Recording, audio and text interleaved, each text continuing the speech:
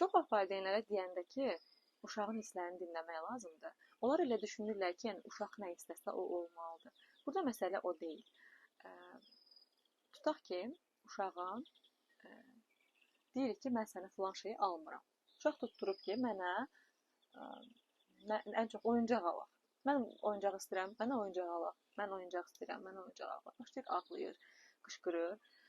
Və valideyn nə deyəndə ki, onun hisslərini dinləmək lazımdır, o da düşünür ki, onun hər dediyini eləmək lazımdır. Yox, burada disiplin öz yerindədir. Yenə qərar verən şəxs sənsən, məsuliyyət sənin üzərindədir. Sadəcə olaraq uşağın hisslərini dinləyirsən. Və təsəvvür elə ki, sən ona deyirsən ki, yox, ala bilmirik hal-hazırda. O da qışqırır, sənə deyir ki, sən məni sevmirsən. Burada iki variant fikirləşək. Əgər bunu bir Avropalı anaya desən, deyəcək ki, yox, səni sevirəm. Sadəcə hal-hazırda bizim buna bütcəmiz yoxdur. Amma Azərbaycanlı anaya desən, deyəcək, hə, sevmirəm. Sən seviləsi uşaqsan ki, sevmirəm. Ya da ki, ikinci variant da ola bilər ki, uşaq deyir ki, mən səni sevmirəm, çünki sən mənə oyuncağı almırsan. Burada deyək ki, biraz daha psixologiyaya hakim bir valideyn deyəcək ki, yox, sən məni sevirsən, sadəcə hal-hazırda mənə əsəbisən, çünki oyuncağı sənə almadım. Biz deyirik ki, sevmirsən, sevmirəm, mən heç səni sevmirəm. Burada əslində uşağa hisslərini öyrətməyə başlamaq lazımdır. Uşaq dil açan gündən öz hisslərini ifadə etməyə çalışır. Lakin bu hissləri hər zaman olduğu kimi ifadə edə bilmir. Uşaq deyəndə ki, mən səni sevmirəm, əslində söhbət sevgidən getmir. Orada sadəcə olaraq sənə əsəbidir və bunu ifadə edirsən də ona öyrədirsən.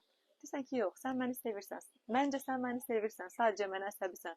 Uşaq fikirləşir, hə, deyəsən əsəblə sevgi eyni şey deyil. Mən anamı sevə bilərəm, amma ona əsəbi ola bilərəm. Ya da deyək ki, ana ilə uşaq yolla gedir və uşaq görür ki, kimdəsə it var. Deyir ki, ayda, ana, mən it alaq da. Ana deyir ki, yox, zəhləm gedir, itin tükləri töküləcək. Yox, mən istəmirəm, evimiz təhlükəsiz olacaq. İt falan şeydirmi? Dəlirsən, bu nasıl daha yaxşı şeylərə maraq göstər. Xarici valideyn deyir ki, it sənin xoşuna gəldi o. Çox sevimlidir məncə də. Niyə it almaq istəyirsən? Uşaq danışır. Çünki ondan oynayacağam, ondan gəzəcəm, birlikdə vaxt keçirəcək. Deyir ki, hə, maraqlı olardı. Amma bizim hal-hazırda şəraitimiz ona uyğun deyil. Ona görə də biz it ala bilmirik. Burada əslində onun sadəcə olaraq hissləri dinlənildi, anlaşıldı, görüldü. Uşaq özünü dəyərli hiss edir, hisslərini də önəmli hiss edir. Sadəcə olaraq buna şərait yoxdur və burada bu nöqtə də çox önəmlidir. Hal-hazırda bizim buna şəraitimiz yoxdur. Bəlkə gələcəkdə bir də bunu düşünərik. Əslində hisslərini dinləmək tamamilə budur. Uşağın hisslərini dinləyirsən, anlayırsan, görürsən. Amma yenə də qərarı son anda sən verirsən və bu qərarı ona düzgün açıqlayırsan və uşaq öz hisslərini adlandırmağa başlayır, düzgün idarə etməyə başlayır və məntiqli qərar verməyə və seçim etməyə başlayır. Düşüncəli şəkildə baxın. Hisslərlə bağlı bir çox məqam var. Məncə bizdə yanlış anlaşılır. Düşünürlər ki, psixoloqlar da deyir ki, uşağı sərbəst burax. Xeyr, sərbəstlik uşağa yaxşı hiss etdirmir. Əksinə, təhlükədə hiss etdirir. Düşün ki, heç bir limit yoxdur. Uşaq özünü güvəndə hiss etməyəcək. Uşaq güvənmək istəyir anasına, ailəsinə güvənmək istəyir ki, bilir ki, ata, ana doğru olanı ona göstərəcək. Doğru olan yerdə onu limitləyəcək, amma eyni zamanda hisslərini də dinləyəcək. Və o demək deyil ki, uşaq ağlayırsa, sən ona hər şeyi verməlisən. Uşaq ağlayır, sən onun ağladığını görürsən, yanında dayanırsan, sakitləşməyini gözləyirsən, hətta nə hiss etdiyini soruşursan, sonda isə hə ya da yox deyəcəksənsə, bu qərarı açıqlayırsan.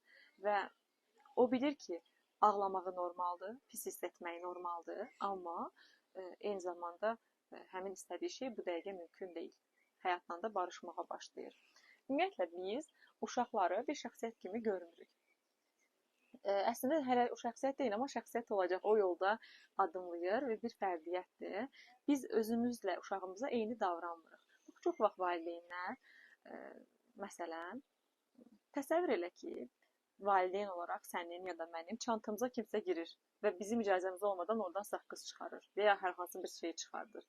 Biz çox əsəbləşərik elədir. Düşünərik ki, mən icazə almadan mənim çantama girdi və mənim bir əşyamı götürdü.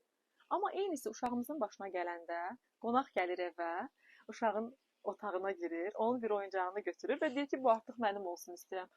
Uşağımız da başlayır ağlamağa, qışqıraraq ağlamağa. Biz ona deyirik ki, yaxşı da nə paxılsan. Qoy da indi uşaqdır da oynamaq istəyir.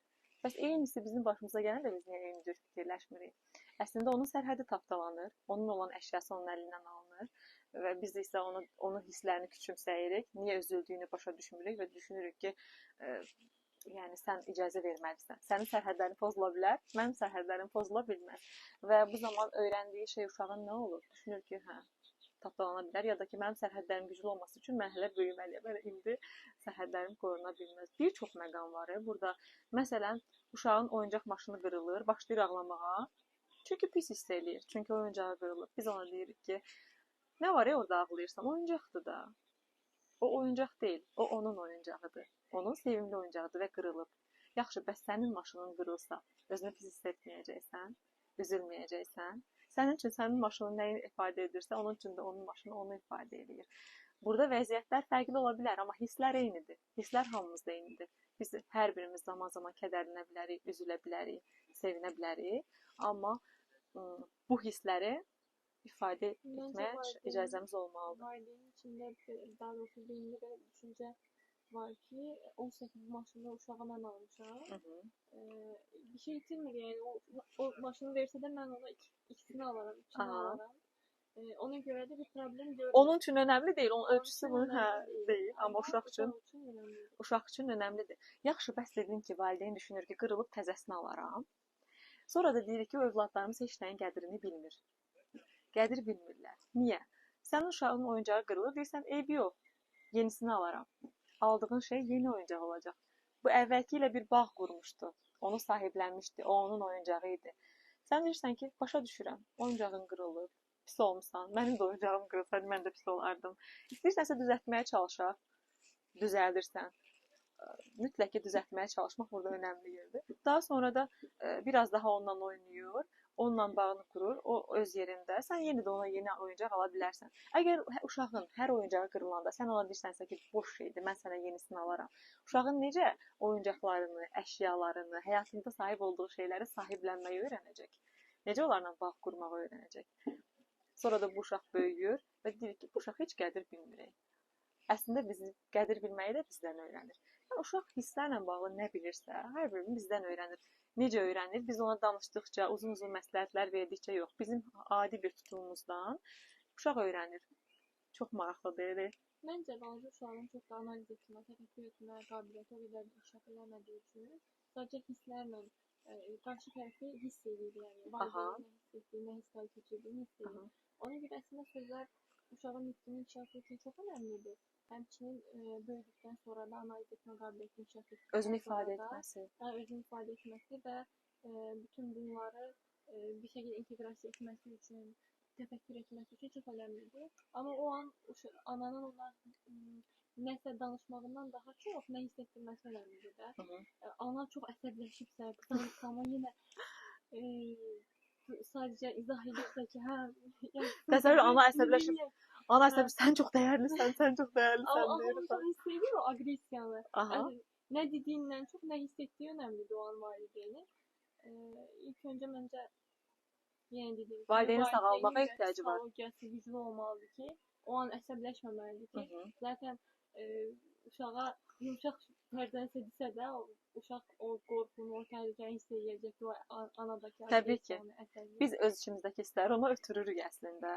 Təbii danışmaq yəni dediyim kimi uşağın nitqi üçün önəmlidir, yəni nitqinin inkişafı üçün önəmlidir. Amma o valideynin hissini nə hiss etdiyimiz önəmlidir. Çəkir hal-hazırda bəzi məqamları deyəcəm. Okey, əla. Çox düzgün yerə məncə barmaq bastın. Biz 7-24 rola girə bilmərik.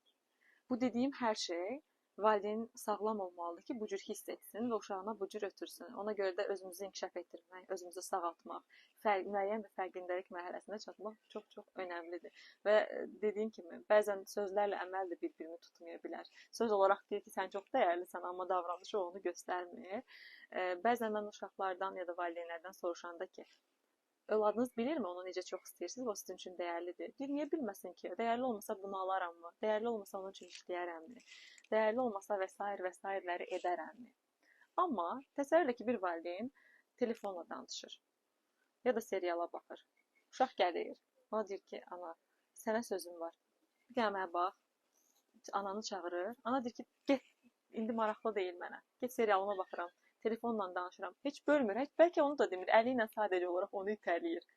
Və uşaq deyir ki, deməli mənim deyəcəyim hər hansı bir şey, mənim keçirdiyim hər hansı bir hiss anamın telefon zəngindən daha önəmli deyil. Ya da anamın serialından daha önəmli deyil. Və ya anamın hər hansı gördüyüm... Bazen da önemli değil ama. Ha, önəmli deyil. Her Amma zaman dikkat merkezine saklayabilir ki. doğrudur, amma burada belə bir şey ola bilər. Deyə bilərik ki, məsəl üçün, indi burada incə çizgi var, çox yaxşı deyirsən. Biz hər şey, həyat elə bir yer deyil. Hər zaman o istəyən zaman həyat dura bilməz, amma nə dediyimiz də önəmlidir. Neçəsə saniyəni ayırıb deyə bilərsən ki, hal-hazırda məndə alınmır. 5 dəqiqə sonra, dəqiq amma dürüstcə, 10 dəqiqə sonra, yarım saat sonra ya da axşam bu mövzunu danışarıq. Əgər o acil bir şeydir, yıxılıb ayağı qopub indi o axşam danışılacaq bir şey deyil, amma soruşuruq uşaqdan, acildirmi? Yəni bu, yoxsa biraz gözləyə bilərmi axşama qədər? Uşaq deyəcək ki, okey, gözləyə bilər məsələn, ya da gözləyə bilməz, ya nəsə o anda və deyir və sonra öyrədirik ki, bu gözləyə bilərdi əslində. Uşağı mən demirəm, xəyal aləmi quraq. Uşaq xəyal aləmində yaşamamalıdır, real həyatın gerçəklikləri var. Amma sən təsəvvür elə ki, uşaq onu bayaqdan çağırırdı. Çağırır. Ana serialını bölmür ya da ana telefonla zəngini və ya ata dostu ilə danışığını bölmür. Amma uşaq görür, adi söhbət eləyir. Elə də ciddi bir söhbət getmir orada. Və uşaq çıxır gedir. Və geri dönüş olunmur axı. Həmişə deyirik ki, məsələn, dostlarımızın bizə verdiyi dəyər. Məsələn, sən çox məşğulsan, mən sənə zəng eləyirəm. Sən də mənə deyirsən ki, məşğulam deyib söndürürsən ya da elə birbaşa məşğul atırsan, mənim zəngimi açmırsan. Və mən düşünürəm ki, yəqin ki, məşğul idi. Amma sən mənə geri dönüş etmirsənsə, bu necə olacaq? Məsələn, bizim dəyərli bir insan, bizim üçün önəmli bir insan bizə zəng eləyir. O anda aça bilmirik. Həyati bir şeydir. Bəlkə də işləsən, bəlkə dərsləsən, bəlkə nəsə maraqlı, vacib bir şey var, bəlkə də özəl bir şey var. Bəlkə də o anda o ab-havada deyilsən. Amma dəyər burada başlayır. 5 dəqiqə sonra, 10 dəqiqə sonra ya da günün sonunda sənin yadına düşürmü o insan ki, mən ona geri dönüş etmədim. Burada geri dönüş də çox önəmlidir. Sən bayaq belə bir şey dedin, o anda məşğul idim, o anda bu alınmırdı. Nə idi məsələ? Yaxşısanmı? Hər şey qaydasındadırmı? Yenə deyirəm, əgər sən uşağın üçün danışdığın bir zəngi, baxdığın bir serialı bölmürsənsə, onun dinləmək üçün, ya da onu heç vaxt dinləmirsənsə, ya da dinləmədiyin anda onu telafi etmək üçün sonra geri dönüş etmirsənsə, necə uşağa deyə bilərsən ki, sən çox dəyərlisən? Her şeyin başı sabırdır yani. Səbir çox önəmlidir. Sabır, temkin ve insan seçmek. Yok da fərqi yoxdur, neçə yaşı var. Ona özel davranmaq. Çox önəmli. Hər kəs özəl hiss etmək istəyir ki, bunun haqqı da var. Demirik ki, hər kəs bizə özəl davransın. Amma valideyn olaraq bəzən yeni yetkin insanlarda, dostluqda, sevgidə, münasibətdə müəyyən qədər bir lüksumuz var ki, biz bir-birimizə təxirə sala bilirik. Amma uşaq dediyimiz şey valideynlə tam olaraq asılıdır da mənəvi cəhətdən. Həm maddi, həm fiziki, həm mənəvi cəhətdən və onun ehtiyacı var. Sən onun şəxsi bələdçisi kimi bir şeysən. O sənlə həyata öyrənir və bayaq dediyin məqam çox önəmlidir. Valideyn özünü sağalda bilməlidir. Çünki o cür hiss etmirsə, o cür göstərə bilməz və uşağın hisslərini dinləmək vacib məqamdır. Onun dediyini etməsən belə. Təşəkkür edirəm dinlədiyiniz üçün.